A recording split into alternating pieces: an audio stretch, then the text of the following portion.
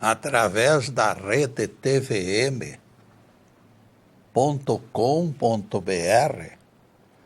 o programa Quarta Dimensão está disponível para o mundo. 26 de fevereiro de 2016, 17 horas. Do tronco de Jessé sairá rebento, e de suas raízes um galho forte. Repousará sobre ele o espírito da sabedoria, e ele julgará com justiça os pobres e os não violentos, e com o sopro dos seus lábios destruirá os perversos. Isaías 11, versículos 1 e 4. Este é o nosso Cristo, em tempos de colheita. Imagens traçadas por Jeová e publicadas pela mediunidade do profeta Isaías. O que foi destruído pelas falanges do ódio será reconstruído pela dinâmica do amor divino. Os escolhidos ganharão nova terra e novos céus. Tudo será diferente quando nascer aquele dia. Cuidando da imagem e do som, contamos a presença sempre marcante dos nossos amigos Stefan e João Luiz. Com eles na técnica, temos a certeza de ótimo som e imagem perfeita. Este será o assunto de hoje. A aurora não será detida. Clarence Hall descreveu viagem ao Oriente Médio, onde conheceu Abdul Mohamed, garçom de estalagem nos arredores de Belém. Embora sua aparência serena não permitisse transparecer, Abdul e sua família de 5 pessoas atravessavam quadra difícil. Antes da divisão da Palestina pelas Nações Unidas, ele fora comerciante próspero, financeiramente livre de problemas. Obrigado a ir embora, em vista de modificações impostas por tratados internacionais, ele perdeu repentinamente a fonte de sustento da sua família. Perdeu tudo, mas teve suficiente grandeza para conservar admirável serenidade. Tinha direito de se declarar vítima de injustiça, espernear e lamentar o destino cruel, mas não foi esta a sua reação. Desempenhava seu novo trabalho com dignidade e deixava escapar sempre algumas porções de filosofia otimista. Cristão árabe, na opinião de Clarence, Abdul era a única pessoa capaz de discutir os problemas do Oriente Médio com equilíbrio e sem exaltação. Abdul Mohamed poderia ser considerado filósofo, se levássemos em conta as dificuldades que os conflitos entre árabes e israelenses lhes haviam causado. Os fortes laços de amizade induziram Abdul a convidar Clarence para conhecer a sua casa nos arredores de Belém. A Terra Santa é propícia para caminhadas longas. E os dois amigos aproveitaram para permutar impressões sobre quantas coisas maravilhosas que aconteceram naquele chão, quantas confidências sublimes aquelas noites da cidade de Belém ensejavam. Na noite da véspera do domingo de Páscoa, os dois amigos visitaram o campo dos pastores, cenário onde os anjos anunciaram o nascimento do menino Jesus. Pois hoje vos nasceu. Foi o milagroso anúncio angelical que jamais perdeu a importância, apesar de transcorridos 2 milênios. A própria terra daqueles recantos até hoje se encontra impregnada pela mágica das pisaduras do nosso Cristo. Naquela noite distante, luar prateado inundava as vetustas colinas e ao longe se escutava o suave balido de um cordeiro. Olhando em direção às luzes de Belém, não foi difícil recuar aos tempos bíblicos, pelas reminiscências que a nossa memória vai armazenando durante nossa vida. Depois de silêncio prolongado, gozando preciosas lembranças, Abdul disse: muitos dizem que não existem mais estrelas guias, nem para árabes, nem para israelenses. Mas eu discordo. As estrelas foram criadas para aqueles que contemplam os céus. Se ficarmos olhando atenciosamente, com certeza, aquela estrela especial aparecerá nos céus. E aquela estrela algum dia nos congregará e alcançaremos a almejada paz. Na manhã de domingo de Páscoa, Abdul acordou Clarence, pois conhecia seu desejo de assistir os rituais da madrugada no sepulcro do jardim. A lua já desaparecera, a noite ficou escura como breu, o ar frio e úmido. Clarence se queixou que dormira pouco e reclamou, irritado em voz apressada e altissonante, que aquela noite parecia não acabar mais. Através da luz do lampião, ele viu a expressão de censura no rosto do árabe. Não receie, amigo, disse Abdul, o dia vai nascer, a aurora não será detida jamais.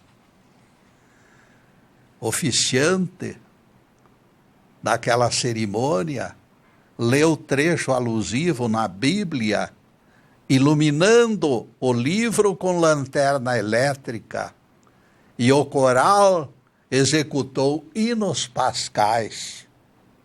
Então, com súbita dramaticidade, de repente o sol irrompeu naquela manhã e as trevas desapareceram. Clarence lembrou a frase significativa que Abdul proferira: a aurora não será detida. Essas palavras meus amigos, sintetizam a força do cristianismo como doutrina da aurora, da esperança e do surgimento da luz e da ressurreição. Se um artista inspirado resolvesse retratar a fé, certamente ele receberia a sugestão preciosa dos anjos.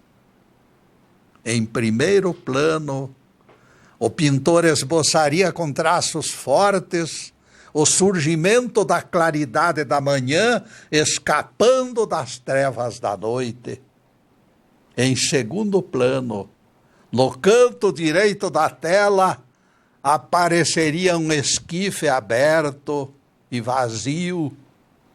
O pássaro prisioneiro desaparecera, se levantara e fora embora. A aurora vencendo a escuridão seria tema da obra imortal. Sepulcro desocupado demonstraria a vitória do homem sobre a morte. Jesus, meus amigos, é o único terráqueo que voluntariamente consentiu que o matassem e que logo em seguida se ergueu vivo pela própria vontade. Ele é o único na história que a morte não conseguiu segurar. Não esqueçam o que Jesus disse: ninguém me tira a vida, pelo contrário, eu espontaneamente a entrego. Tenho autoridade para permitir que a tomem para depois reavê-la. Este mandato me foi concedido pelo Pai. João 10, versículo 18, palavras de Jesus. Este fator súbito e espontâneo arrancou os primeiros apóstolos do abismo da desilusão. O drama nunca esperado do Calvário lhes destruíra esperanças e sonhos e os confinara em reduzido espaço, sem a menor chance de se recuperar. Eles ficaram literalmente prisioneiros do pânico. Era forçoso reconhecer naquele dia os sacerdotes do templo haviam sido os grandes vencedores. O cristianismo aparentemente morrera na casca. O desastre acontecera, eles roubaram o líder por quem eles renunciaram a tudo em troca de 3 anos empolgantes. E nesses 3 anos empolgantes, meus caros, nós vamos fazer uma pequena interrupção em nosso programa para os comerciais do canal, mas é um instantinho só. Daqui a pouco estaremos de volta. Obrigado.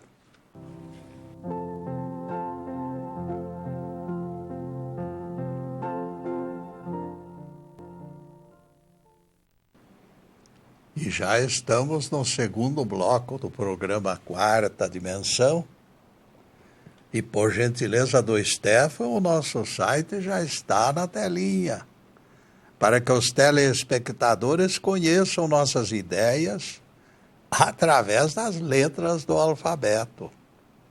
Porque alguns preferem leitura como tipo de intercâmbio. Para aqueles que apreciam a imagem ao vivo e a cores, porém, sugerimos o YouTube. 41 palestras se encontram disponíveis. Vocês escolhem a maneira preferida de intercâmbio conosco. Obrigado a todos e especialmente ao Stefan, que tem colocado estas páginas no YouTube. E agora a continuação do tema. A aurora não será detida. Agorinha mesmo, os apóstolos haviam presenciado a cena dos guardas que vieram prender Jesus e tombaram para trás como bonecos. Como é possível tamanha mudança, pensaram alguns deles. Aquilo foi alento derradeiro, todavia, fugaz esperança de quem se dispõe a crer no engano. Foi como clarão de relâmpago em noite escura, algo rápido demais para produzir alento e confiança. Depois que Judas apareceu e beijou o mestre no rosto, as coisas mudaram. Misteriosa disposição de se ajustar aos desígnios invadiu o cenário e o próprio ar que se respirava ficou pesado. Sacudindo a poeira da queda, os guardas que não conseguiam manter-se de pé há pouco, agora refeitos, amarraram as mãos do Nazareno para trás e o levaram. E a tragédia terminou consumada no alto do Monte das Caveiras. Dali em diante, os seguidores desalentados perceberam que o prisioneiro nada mais fizera para escapar ao cerco dos sacerdotes enciumados. Então os apóstolos lembraram que ele próprio profetizara a sua morte. Palavras suficientemente esclarecedoras retornaram à memória dos apóstolos. Ninguém me tira a vida, eu espontaneamente a entrego. Ninguém me tira a vida, eu espontaneamente a entrego, para depois a retomar. Em seguida, ocorreu aquele prodígio maravilhoso do túmulo vazio, com todas as suas consequências. O grupo desfalcado de um traidor saiu pelo mundo com outra disposição, não mais duvidando, não mais desesperando, não mais filosofando. A assombrosa notícia foi cantada em prosa e verso pelo mundo. Jesus está vivo. O que mais fascina não é tanto que ele estivesse vivo naquele primeiro domingo de Páscoa. O que mais fascina, meus caros, é que Jesus está vivo hoje e estará vivo sempre. É empolgante que continue vivo ainda hoje, vivo para sempre. Eu estarei convosco todos os dias até a consumação dos séculos. Quais serão, meus caros, as revelações que a semana da paixão, da morte e da ressurreição nos sugerem? A grande notícia é que a aurora não será detida. Por mais escura que seja a grande noite, a estrela d'alva surgirá juntamente com a claridade e o frescor da manhã. Essa esperança não morreu, mesmo depois de tanta crueldade que foi consumada naquela sexta-feira, onde a crucificação ocorreu. Se a derrota persistisse sem refresco, a crença morreria. A crença reviveu pela força do terceiro dia. O domingo de Páscoa expulsou o desalento. certeza de vitória foi trazida de volta aos corações. O alicerce da fé tem sido a certeza de que Jesus continua vivo, como prometeu, vivo e poderoso por toda a eternidade. Eu estarei convosco todos os dias, até a consumação dos séculos. Esta talvez seja a mais consoladora das mensagens do nosso Cristo. Se o terceiro dia não tivesse ocorrido, permaneceríamos na tragédia da sexta-feira, sem alicerce para a difusão do Evangelho. Enquanto outras grandes religiões veneram sepulcros visitados por empolgados seguidores, nós adoramos o Cristo vivo. O nosso Jesus entregou espontânea vida para reassumi-la depois. Cristianismo é crença que não convive com os 7 palmos da morte, mas que aposta, isto sim, nas alentadoras esperanças de vida eterna. Jesus desceu para consolidar a vitória do bem contra o mal. Por esta razão não restam dúvidas. O resultado vai ocorrer tarde ou cedo, não importa quando. Deus e o seu Cristo seguram as rédeas com firmeza. Ter fé, esperar com paciência é o que nos resta fazer. Páscoa é mensagem especial.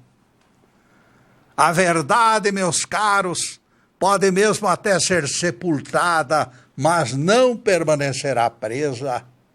Podem pregá-la numa cruz, envolvê-la em sudários, amordaçá-la, como a aurora de todas as manhãs, porém, a verdade sempre ressurgirá. Como expressou aquele árabe cristão, Abdul Mohamed, a aurora não será detida. Existe algo recorrente na descrição de Pilatos, desencadeando forças que crucificaram Jesus. Isto foi permitido como lição que o Pai das alturas resolveu transmitir aos terráqueos. O governador da Judéia tinha na retaguarda o poderio do maior império daquele tempo. A figura maltratada do Nazareno diante dele não parecia mais que ovelha diante de um lobo faminto. O contraste era chocante. Jesus se encontrava sozinho, como jamais estivera antes. 10 entre seus apóstolos debandaram amedrontados. Simão Pedro negou que o conhecia diante de uma serviçal anônima. Para nosso rabi, todavia, todos os tropeços não representaram surpresas. Sua visão profética alcançava o futuro distante. Ele viu os Césares e as suas legiões sucumbirem diante de hordas bárbaras, bem armadas e bem treinadas. Sem armas e sem violência, seus seguidores mais fiéis sobreviveram ao massacre e foram os anjos que protegeram aquela gente sofrida. Empolgados pelo terceiro dia, os verdadeiros discípulos do ressuscitado retomaram a marcha interrompida. Os tiranos, em todos os tempos, sempre esqueceram a força do Espírito e apostaram no Espírito da força. A influência deles, todavia, foi sempre temporária. Nenhum deles aproveitou a rapina por tempo dilatado. Todos eles tombaram no tremedal da sua própria visão distorcida. E neste distorcida, meus caros, Nós vamos fazer mais uma pequena interrupção em nosso programa para os comerciais do canal, mas é um instantinho só. Daqui a pouco estaremos de volta. Obrigado.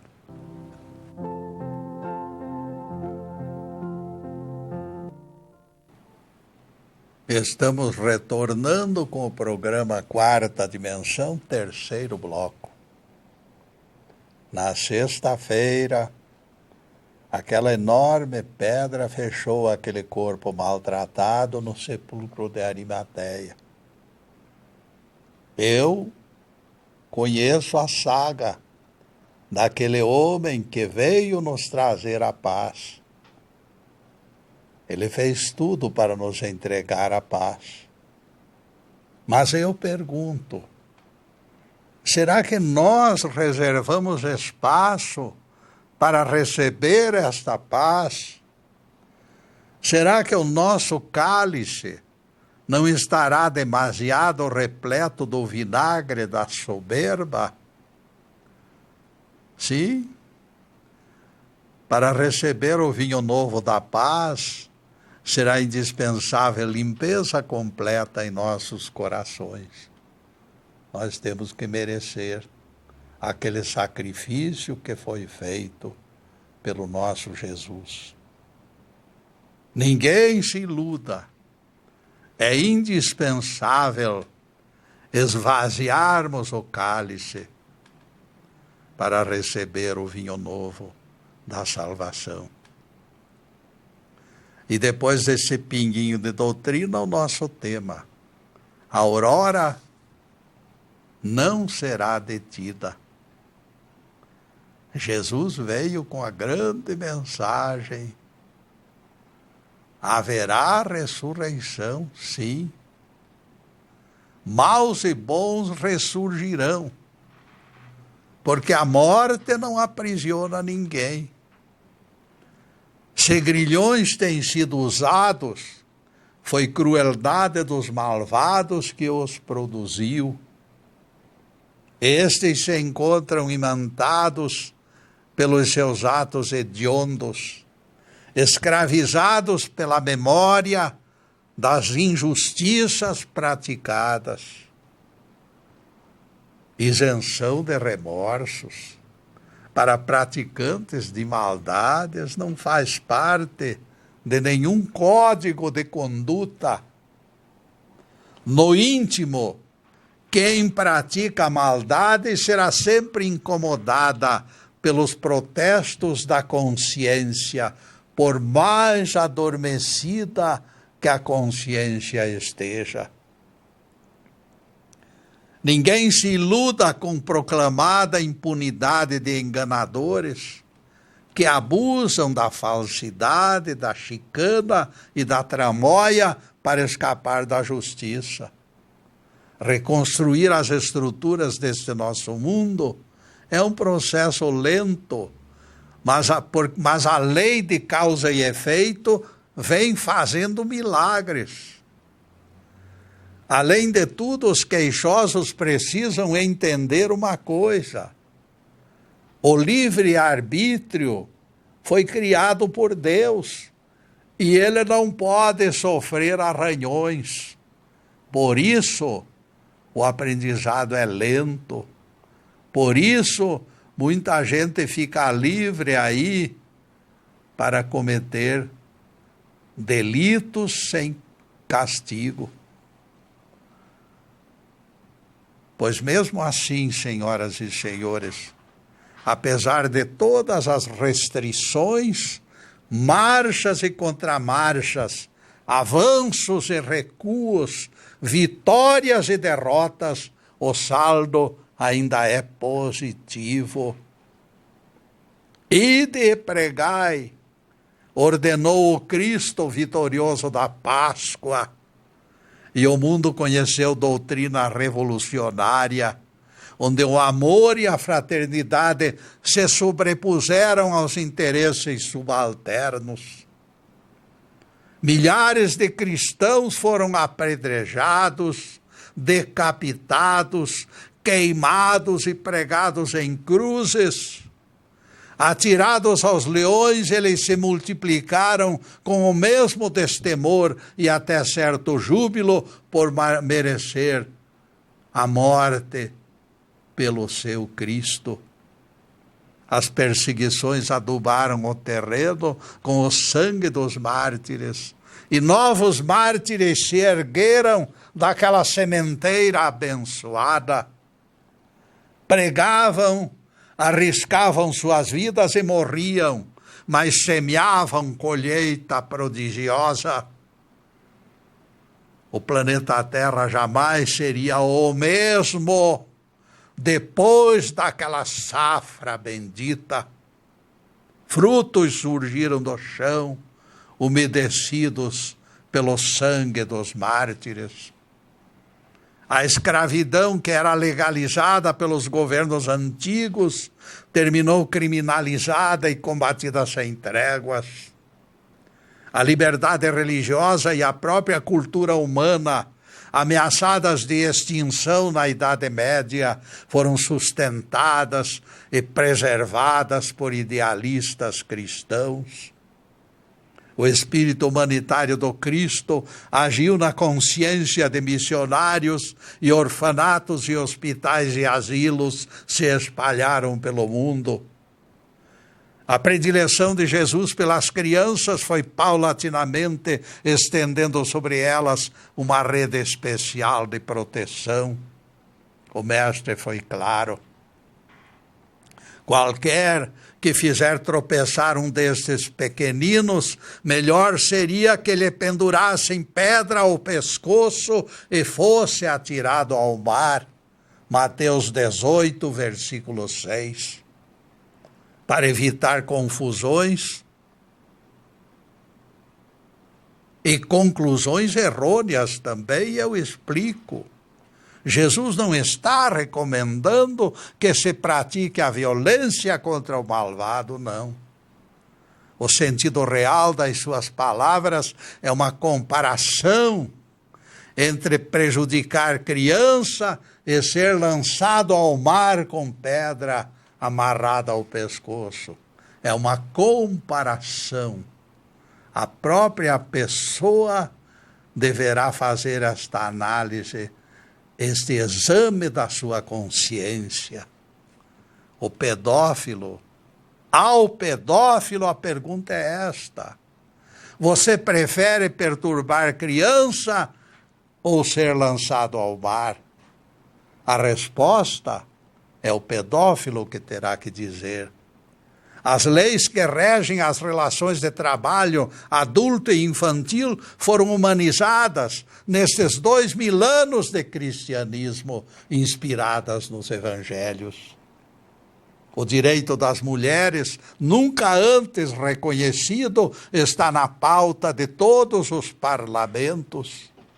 Mesmo lentamente, a consciência cristã vem produzindo preciosas e merecidas conquistas.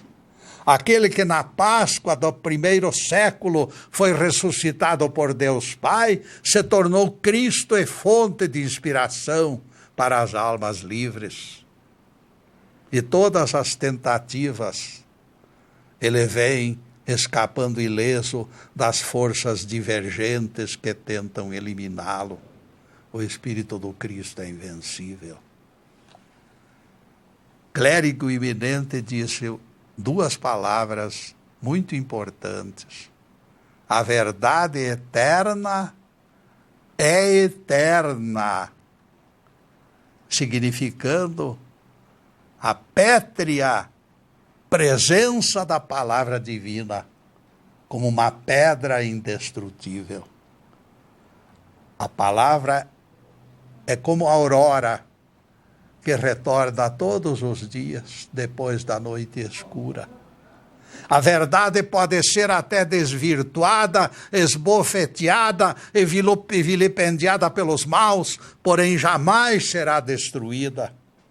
É até possível que seja obrigada a carregar cruz até um calvário ou beber taça de cicuta em prisão grega. Depois de cada sexta-feira da paixão, todavia, raiará sempre o domingo da ressurreição. Em meio de todos os nossos calvários, fracassos e dissabores, será extremamente consolador pensarmos nisto. Sempre haverá um terceiro dia depois do vergonhoso julgamento de Pilatos. Isto nos fornece autoridade para dizer a qualquer espécie de males que investirem contra nós: tu não me vencerás. A convicção do cristão autêntico deveria ser esta: exorcizar a influência das forças maldosas no nascedouro, sem tardança. Ninguém ouvide, meus caros, que eu falei de cristão autêntico. Deus é maior que todas as nossas dores e provações. Foi Ele que as criou e somente Ele poderá aliviá-las. Eu fiz a paz, diz Deus, e também criei o mal. Afirma Jeová em Isaías 45, versículo 7. O certo será continuarmos repetindo a verdade exposta na Bíblia de que Deus é o único poder nos céus e na terra. Poder para tudo, incluindo empréstimos de parcelas de sua força como ferramentas para uso dos seus filhos. Este empréstimo de poder divino ao homem nos permite identificar obsessores como humanos, falecidos, que hostilizam encarnados. É público e notório que Deus não emprestaria sua força ao Deus do inferno, invenção dos teólogos. E nesta invenção dos teólogos, meus caros, nós faremos mais uma pequena interrupção em nosso programa para os comerciais do canal. Mas é um instantinho só. Daqui a pouco estaremos de volta. Obrigado.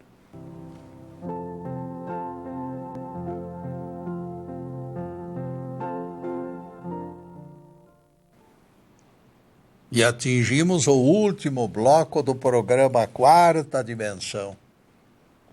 Na próxima semana, dia 4 de março de 2016, o assunto será: interpretar vale mais que ouvir.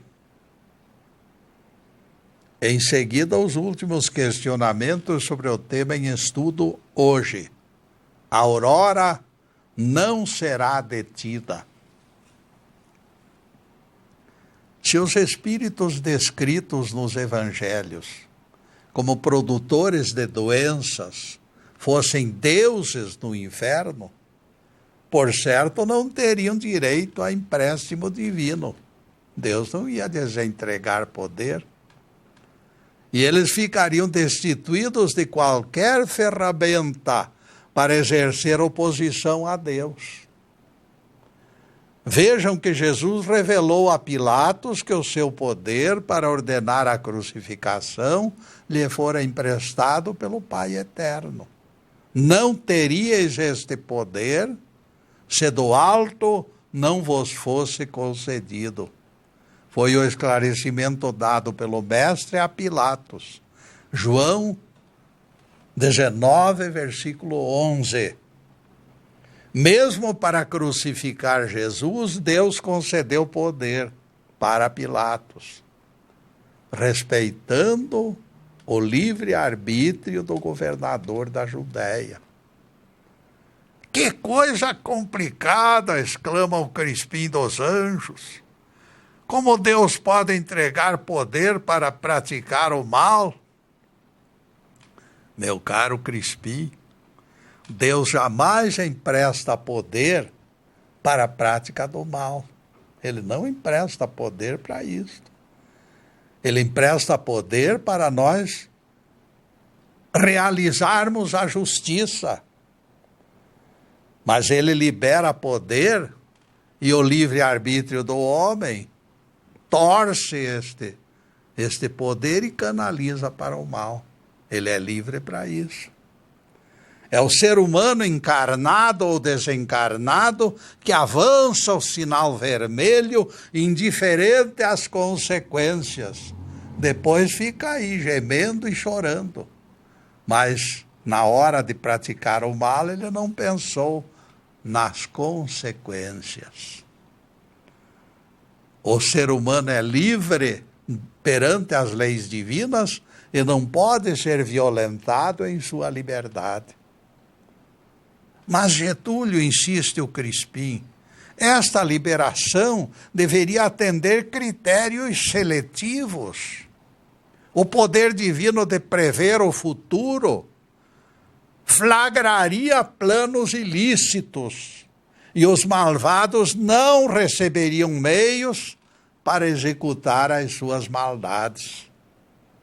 Crispim, por favor, se Deus atendesse ao seu conselho, voltaríamos ao desmoralizado conceito de criação de robôs manufaturados com destinação previsível. Estes robôs permaneceriam eternamente executando um padrão invariável de ações. Desprovidos de autonomia para agir por conta própria, eles não contariam com a preciosa oportunidade que nós humanos temos de aprender com os nossos erros. Seriam tão somente máquinas, nada mais que máquinas. O instinto humano de liberdade vem rompendo todas as tentativas de sufocá-lo através de milhões de anos. Isto prova, meus caros, a sua origem divina. Sem liberdade de ação, robôs nem são responsáveis pelos seus atos. O criador deles terá que arcar com todas as consequências. Teria que arcar, porque isto não existe. Se alguém não goza o direito de dar simples passo de vontade própria, este alguém terá que ser carregado no colo. Se não fôssemos livres, teríamos que renunciar à condição de filhos de Deus. Seríamos escravos e não herdeiros. Ganhamos o direito de questionar a liberdade, retruca o Crispim irritado. Quando enxergamos tanto abuso em torno dela, o ladrão rouba porque é livre, o assassino mata porque é livre, o pedófilo abusa de crianças porque é livre. Outra vez você se engana, Crispim. Nenhum destes marginais pratica maldades porque é livre. O ladrão rouba, o assassino mata, o pedófilo abusa de crianças não porque sejam livres, mas simplesmente pelo fato de que são ignorantes. É a ignorância que causa todos os males, não é a liberdade. Aqui se ergue o questionamento bem mais alto do que você imagina, Crispim. Sem a liberdade de aprender, nenhum de nós se livraria da ignorância. Esta é a grande verdade. Como escravos sem vontade própria, ninguém se tornaria sábio. Qualquer busca de onde surgiu a liberdade nos conduzirá ao sexto dia da criação, quando Deus fez o homem à sua imagem e semelhança. Se a semente divina se encontra potencialmente em nós e a semelhança com ele é reconhecida, não podemos renunciar a esta liberdade. Criou Deus, pois, o homem à sua imagem, a imagem de Deus o criou, homem e mulher foram criados, e Deus os abençoou e lhes disse: multiplicai vossa descendência e enchei a terra, dominai sobre os peixes, as aves e os animais. Gênesis 1, versículos 27 e 28. Foi naquele dia distanciado que a liberdade foi entronizada em nossas almas. Naquele dia o ser vivente ganhou status para percorrer a terra, gerar descendência, construir habitações e decidir até mesmo o modo de adorar a Deus. O aprendizado estava começando, impulsionado pela alavanca da liberdade. E isto nos conduz ao episódio de Moisés, agitando os punhos energicamente na direção de Faraó. Deixa ir o meu povo, bradou Moisés desafiante. E com arrojo e persistência terminou arrancando do Egito aquele bando de escravos para entregá-los para entregar a eles uma terra livre. E no mesmo diapasão se levantou a figura de Jesus diante da sinagoga de Nazaré, quando corajosamente proclamou a sua origem divina. O Senhor me ungiu para apregoar liberdade aos cativos e libertar os oprimidos. A Páscoa da ressurreição, mostrando a mesma vocação libertária, reforça o conceito da prisão desmantelada. Como se não bastassem os castigos que o Nazareno sofrera, colocaram enorme pedra para impedir que o seu corpo escapasse. Baldados esforços dos seus desesperados perseguidores. Nem a pedra, nem a guarda romana postada a poucos passos me impediu a sua ressurreição gloriosa. A pedra foi removida, a fraqueza aparente se transformou em fortaleza, a própria morte não conseguiu destruir a saga daquele que desceu para nos libertar da escravidão. Louvado seja Deus. Que o Senhor nos abençoe e nos guarde. Que o Senhor faça resplandecer o seu rosto sobre nós e tenha misericórdia de nós. Que o Senhor sobre nós levante o seu rosto e nos dê a paz. Louvado seja o nosso querido Deus Pai. Louvado seja o santo nome de Jesus, o nosso Cristo. Obrigado, Deus. Na próxima semana, como eu já disse, meus caros, dia 4 de março de 2016, estaremos aqui para desdobrar o assunto. Interpretar vale mais do que ouvir. E aqui só nos resta dizer muito obrigado. Muito obrigado, meus caros. E que possamos estar reunidos outra vez. E que as bênçãos de Deus desçam sobre todos. Bênçãos tornando tudo melhor, tudo mais tranquilo, tudo mais saudável, tudo de bom, enfim. Mas acima de tudo, meus caros, amor no coração. Muito obrigado, meus amigos, e boa noite.